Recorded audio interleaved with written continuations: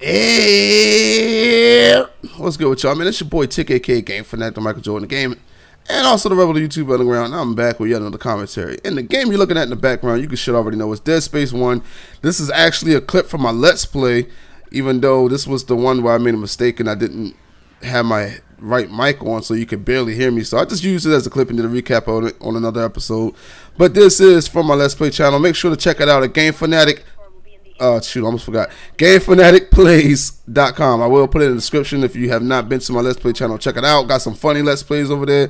Still playing Grand Theft Auto, man. I still haven't finished that game yet, man. I haven't had a lot of time, so now I'm actually putting more time into the channel, and I'm actually playing the games a lot more and actually post them a lot more, man. Because I used to have like huge gaps in them between posting the game and all that.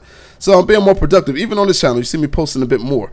So anyway, let's get to the commentary, man. Okay, so last few days, man, I've been seeing this little, what I want to call it, this little fad, I guess, or this thing where, you know, guys who were console gamers, who were, you know, always on the consoles, they either finally decide to get a PC, or they're just they have a PC and they have the console and they're like, you know what, I think I'm going to sell my next gen console. And I mean, you know, the PS4 and the Xbox One. I know some people may call them current gen, because I call them current gen now because they're not next gen anymore. But you know what I'm saying. So people have been saying, you know, a lot of my friends even been saying, yeah, I'm about to sell my PS4 and stuff like that. And I'm you would think I'd be okay with this, because I'm always pro, you know, PC, because you guys call me a PC elitist and everything like that. But I'm not really a PC elitist. I just know that PC is a better gaming platform, and it's the one I enjoy playing on the most. And I would just like for, you know, developers to stop, you know, BSing us and giving us all these broken ports. But they've been mentioning that they want to sell their PS4s or their Xbox Ones if they have one, and things like that. And I'm totally against it. And I'm going to explain why I'm totally against it. Some of the reasons that they give, because I've asked them, I said, why are you wanting to sell your PlayStation 4? And then some of them just even say it without me having to ask. They go, yeah, man, these consoles are so boring. There's nothing on them. I think I'm going to sell it. And I think that's crazy. I mean, there's a lot of things on the PS4 that you can play. I mean, they have tons of indie games just like the PC has. They took most of them. But they do have indie games that you can play on there. And they have exclusives. That's the thing that gets me right there. Like, why would you want to sell your PS4 when they have exclusives? Exclusives that you will never get on a PS4. You might get some of Xboxes on the PS4, you know, probably never Halo again or anything like that, but they have exclusives that you will never get on a PC. Now, you can say, well, you don't need those exclusives. Yeah, that's a daggone lie, because once these games get launched or even shown, you will go nuts, and then you will sit back and regret that you ever sold your PS4. Now, like I said, I'm getting a PS4. I'm not sure when, but I'm definitely going to get a PS4. It's just right now there's nothing that's showing me why I would need a PS4. Now, you already know I'm not getting an Xbox, because, you know, Microsoft can suck my nuts for when I have my 360. Nintendo, they think I'm still, you know, 7 years old, so definitely not worth. Actually, I didn't even play Nintendo when I was 7. They think I'm still 5 years old, so I'm definitely not probably going to get a Nintendo until they start to realize that I am now 28 years old. It's been 23 years later, buddy. Nintendo, I am not that little kid anymore. So, you know, give me some adult games, but still support Nintendo. But yeah, I don't think it's a good idea. Now, I can agree with them that right now the next gen consoles are pretty dry.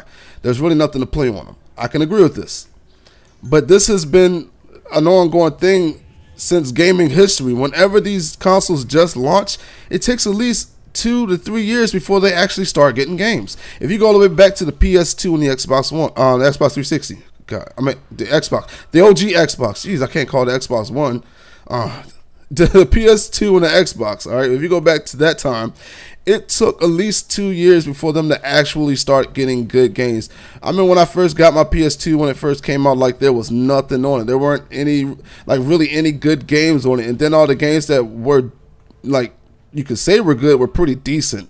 And that was it. It wasn't really anything creative or, like, mind-blowing about them. They were just games that you could play and, you know, it wasn't too bad or broken. And then with the 360 and the PS3, like, I remember I got my my Xbox 360 in 07. The Xbox 360 launched in 2005. There were still no games really for the Xbox 360 when I got my 360. I mean, Halo 3 was just got a release date when I got my Xbox 360, and that was the main reason I got it, because I was normally a Sony fan, and I was like, well, I like Halo, and I would like to own Halo one time. And Sony still didn't have anything because they came out in 06, so they didn't really have any games but all these horrible, broken ass games. So I was like, yeah, you know what? I'm gonna get a 360. And like I said, it was 2 years later, and they just started getting games, but it was still really slow. Like, they still didn't really have anything worth playing because they were still infant. They were still in their infant stages, and that's how it is with the PS4 and the Xbox One. Like, it's only been about a year now. It's not even been a total year, but it's almost a year now, and you're expecting them to come out with like tons of games. Like I said, Halo 3 didn't even come out until 2 years after the Xbox 360 was launched. And then we didn't see any other games like Gears of War until, like, I think 07. So, yeah, it takes a while, son. It takes a while for these consoles to get games, man. And, I mean, good games. Games that's going to innovate. Just give these developers some time to think of how they want to do things and how these consoles work and how much memory they can use. And they will start bringing out them fire exclusives. And that's the main reason why I think you should not sell your console, especially if you own a PC and a console. Like, there's no reason to, because they come out with exclusives that are going to be good. And later on, they're going to start coming out with exclusive after exclusive after exclusive. Especially Sony. You know how Sony gets down. Now, Microsoft is saying that they're going to do it, but I don't know about them. They just have money. They just buy third-party exclusives and say, hey, that's an exclusive.